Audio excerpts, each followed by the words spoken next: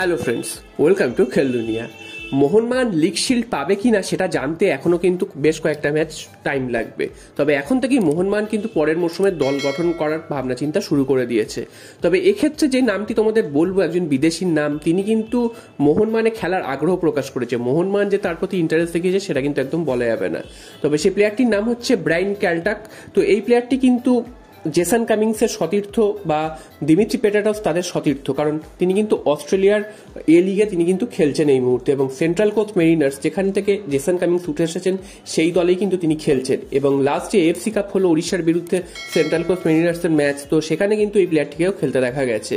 তো এ লিগে কিন্তু নিয়মিত তিনি খেলেন এবং তার কিন্তু একাধিক ক্লাবে খেলার অভিজ্ঞতা রয়েছে। তো এই ব্রায়ান ক্যালটাক তিনি কিন্তু ভানুয়াতুর প্লেয়ার, সেন্ট্রাল ডিফেন্সিভ পজিশনে খেলে। তো বুঝতেই পারছো আগামী মরশুমে মোহনবাগানে কিন্তু ডিফেন্সে কোন বিদেশি খেলবে সেটা নিয়ে কিন্তু একটা প্রশ্নচিহ্ন আসতেই পারে, কারণ ব্র্যান্ডন হ্যামিল তিনি তো চোটের কবলে কিন্তু দীর্ঘদিন ধরে মাঠের বাইরে রয়েছেন, তিনি কিন্তু খেলছেন না। এবং তিনি যদি খেলেনও তিনি কিন্তু অনেকটাই চোট প্রবণ, আবার চোট পাবেন না তার কিন্তু কোনো গ্যারেন্টি নেই।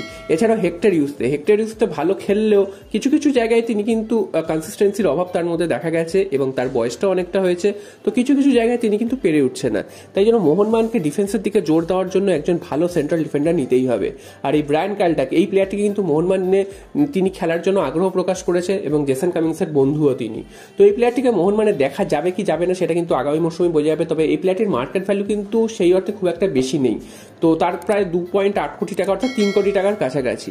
তো এই প্লেয়ারটির সাথে এখনো কিন্তু সেন্ট্রাল কোস্ট মেরিনার্সের প্রায় 2025 সাল অব্দি চুক্তি রয়েছে, অর্থাৎ আরও 1 বছরের চুক্তি রয়েছে। তো তাই জন্য এই প্লেয়ারটিকে যদি আসতে হয় মোহনবাগানে, সেক্ষেত্রে মোহনবাগানকে একটা ট্রান্সফার ফি দিতে হতে পারে। আর তিনি যদি মিউচুয়াল কন্ট্রাক্ট টার্মিনেশন করে নিতে পারেন সেক্ষেত্রে তো কোনো অসুবিধা নেই। তবে এই প্লেয়ারটি মোহনবাগানে খেলার আগ্রহ প্রকাশ করেছে, সেটা কিন্তু তোমাদের জানিয়ে দিলাম। তো মোহনবাগান এই প্লেয়ারটিকে নেবে কি নেবে না, বা অন্য কোনো প্লেয়ার নেবে সেটা কিন্তু সময়ই বলবে। তবে এখন এই ইন্টারন্যাশনাল ব্রেক চলছে, তাই জন্য কিন্তু এই নিউজটা উঠে এসেছে যে এই প্লেয়ারটি নিজে থেকেই মোহনবাগানে খেলার আগ্রহ প্রকাশ করেছে। তাই জন্য তোমাদের